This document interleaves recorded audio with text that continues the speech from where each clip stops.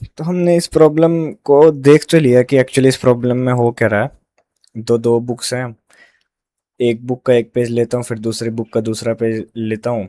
तो एक पेज को दूसरे पेज के ऊपर रखता हूँ, फिर दूसरी बुक के पेज को ऊपर रखता हूँ, ऐसे करते करते और दोनों बुक्स आपस में अटैच हो जाती हैं। अब मुझे निकालना है कि what should be this minimum force F, so that कि मैं इन बुक्स को पुल अपार्ट कर पाऊँ। ठीक है। तो अब देखते कि एक्चुअली में प्रॉब्लम सॉल्व कैसे होगा मैथमेटिकली। फिजिकली हमने देख तो लिया कि असल में हो क्या रहा है, लेकिन अब देखते कि इस फोर्स को कैलकुलेट कैसे करेंगे। तो पहले तो मैंने इस प्रॉब्लम को एकदम एज इट इज सॉल्व कर दिया था, पूरा एन वेन मान के एकदम, क्योंकि मैंने तो इसको इजीली विजुअलाइज कर लिया और मुझे प्रॉपर एन एन मान के एन पेजेस मान के सॉल्व करने में कोई प्रॉब्लम हुई नहीं। लेकिन फिर जब मैं इस पे वीडियो रिकॉर्ड कर रहा था तो मैंने देखा कि यार मैं तो इसे समझ गया, लेकिन जब मैं एज इट इज इसे समझा रहा हूँ तो मुझे लगता नहीं कि स्टूडेंट्स को समझ आएगा। तो मैंने एक इजी मेथड सोचा है समझाने का।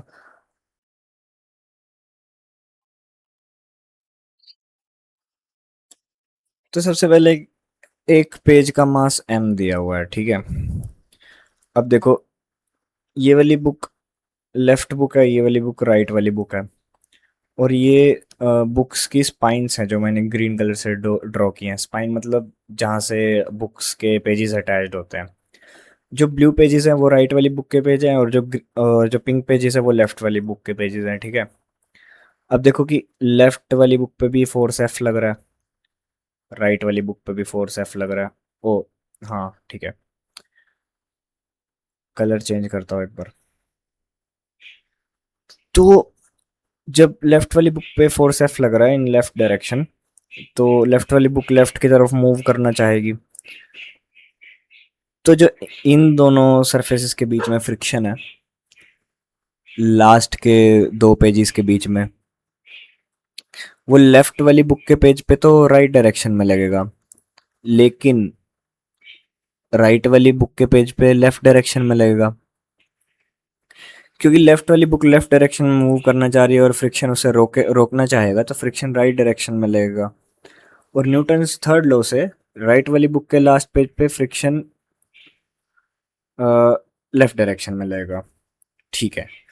अब इस वाली सरफेस के बीच में देखते हैं, हाइलाइटर लेता हूँ। अब इस वाली सरफेस के बीच में एनालिसिस करते हैं। अगेन जो लेफ्ट वाली बुक का पेज है, लेफ्ट वाली बुक के पेज का अपर सरफेस है ये वाला सरफेस, इस पे फ्रिक्शन राइट डायरेक्शन में लगेगा। न्यूटन थर्ड लॉ पे ब्लू वाले पेज पे फ्रिक्शन लेफ्ट डायरेक्शन में लगेगा। Okay done.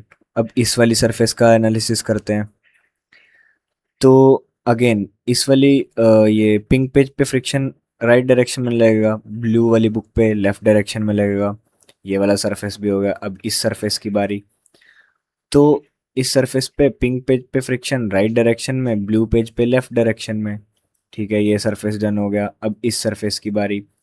इस सरफेस पे अगेन पिंक पेज पे फ्रिक्शन राइट डायरेक्शन में, और ब्लू पेज पे फ्रिक्शन लेफ्ट डायरेक्शन में। ये दोनों पेयर्स ऑफ फ्रिक्शन, अगर मैं एक फ्रिक्शन को राइट डायरेक्शन में ले रहा हूँ, जो कि पिंक पेज पे राइट डायरेक्शन में ही लेगा फ्रिक्शन, क्योंकि ये लेफ्ट वाली बुक लेफ्ट डायरेक्शन में जाना चाह रही है, तो फ्रिक्शन इसे रोकेगा तो राइट डायरेक्शन में लगेगा। तो न्यूटन थर्ड लॉ पे ब्लू पेज पे फ्रिक्शन लेफ्ट डायरेक्शन में लगेगा। ठीक है, अब मैंने फ्रिक्शंस की डायरेक्शन का तो एनालिसिस कर लिया। अब मैं एक बार इसे फटाफट लिख लेता हूँ। Let's say this is F1, this is F2। अब इस सरफेस पे पिंक पेज पे friction is F3, blue page पे F4। इन सरफेसेस पे ब्लू पेज पे फ्रिक्शन F5, पिंक पेज पे F6। इस सरफेस पे ब्लू पेज पे F7, ओ पिंक पेज पे F7 और ब्लू पेज पे F8। अब इस सरफेस पे पिंक पेज पे F9, ब्लू पेज पे F10। ठीक है। तो अब F will be equal to F9 plus F7 plus F6 plus F3 plus F2। इतना मुझे समझ आता है। हाँ सर, बहुत बढ़िया। जो मैं बुक पे एक्सटर्नल फोर्स लगा रहा हूँ, फ्रिक्शन उस फोर्स के इक्वल होगा, तो book will be get pulled apart. बहुत बढ़िया, ये तो ठीक बात है। अब बस मुझे इन फ्रिक्शंस की वैल्यू डालनी है और मुझे आंसर मिल जाएगा। तो फ्रिक्शन की वैल्यू क्या होगी? F2 की वैल्यू होगी म्यू इंटू N2। N2 क्या है? N2 में ये वाला मास कंट्रीब्यूट नहीं करेगा, इस लास्ट वाले ब्लू पेज का मास, क्योंकि एक सेकंड, ये हाइलाइटर चला जाए एक बार। क्योंकि जब मैं इन इस सरफेस पे फ्रिक्शन देख रहा हूँ, फ्रिक्शन की वैल्यू देख रहा हूँ इस सरफेस पे, तो इस सरफेस के ऊपर का सारा मास कंट्रीब्यूट करेगा इसके नॉर्मल में। ये वाला सारा मास कंट्रीब्यूट करेगा। तो ये वाला सारा मास क्या होगा? Mass of all the pages minus mass of bottom most page. ठीक है, बहुत बढ़िया। अब जब इन दोनों सरफेस के बीच में फोर्स देखूंगा, फ्रिक्शन फोर्स, तो ये वाले पेज का मास कंट्रीब्यूट नहीं करेगा और ये वाले पेज का मास भी कंट्रीब्यूट नहीं करेगा, लेकिन ये वाला सारा मास कंट्रीब्यूट करेगा।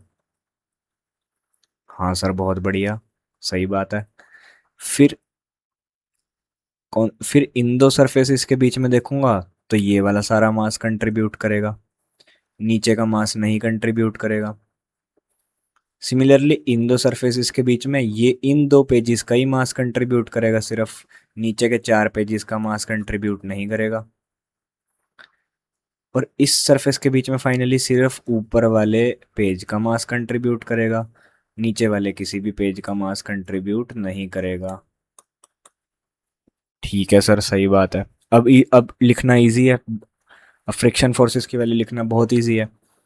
सो F2 will be mu into, total pages कितने थे? 6 माइनस लास्ट पेज, सिर्फ लास्ट पेज कंट्रीब्यूट नहीं करेगा, into M into g, if small mass of small m is equal to mass of one page. तो small m equal to mass of one page. तो F3 क्या होगा? F3 मतलब mu into 6 - 2। इस page और इस पेज का मास contribute नहीं करेगा F3 में, बाकी सबका करेगा, इंटू mg। और F6, F6 में 3 पेज का मास कंट्रीब्यूट करेगा, F7 में 2 पेजेस का मास कंट्रीब्यूट करेगा। ये F7 है, F7, ये वाला F6। तो F7 में 2 पेजेस का मास कंट्रीब्यूट करेगा और F9 में 1 पेज का मास कंट्रीब्यूट करेगा।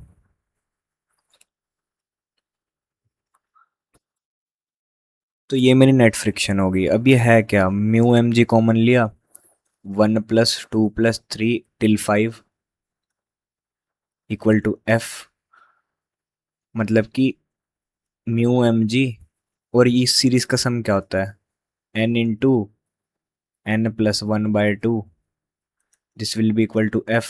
और यहाँ पे n की वैल्यू 5 है, यहाँ पे n की वैल्यू, क्योंकि ये 1 से लेके 5 तक जा रही है, तो n की वैल्यू 5 है। सो म्यू एम जी 5 × 6/2, ये कटा, ये 3 इक्वल टू F, मतलब कि F की वैल्यू हुई 15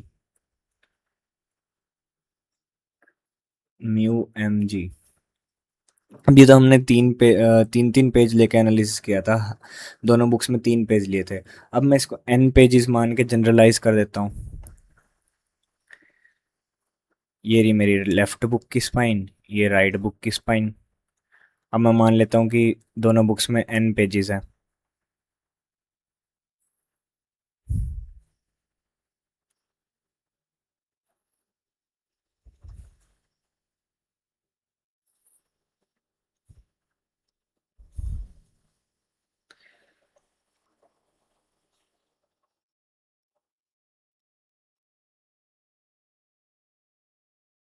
तो एफ की वैल्यू होगी mu M G into something. अब वो समथिंग निकालने के लिए, यदि 3 पेज थे, 3 पेज थे तो 5 इंटू 6/2 था।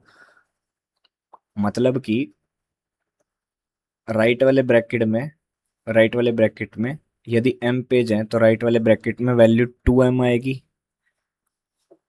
क्योंकि यहाँ पे m = 3 था, मतलब 3 पेज थे तो 6 आया था, मतलब कि राइट वाले ब्रैकेट में वैल्यू 2m आएगी और लेफ्ट वाले ब्रैकेट में वैल्यू 2m-1 आएगी। तो बस म्यू अच्छा यार, यहाँ m मास ले रखा है तो मैं n की जगह p मान लेता हूँ। p पेजेस है तो 2p × 2p-1, so mu M जी 2p × 2p-1, ये मेरा आंसर होगा यदि p पेजेस हैं।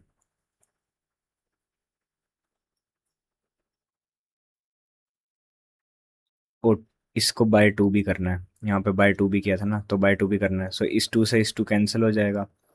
सो f will be equal to mu M G into p 2p-1।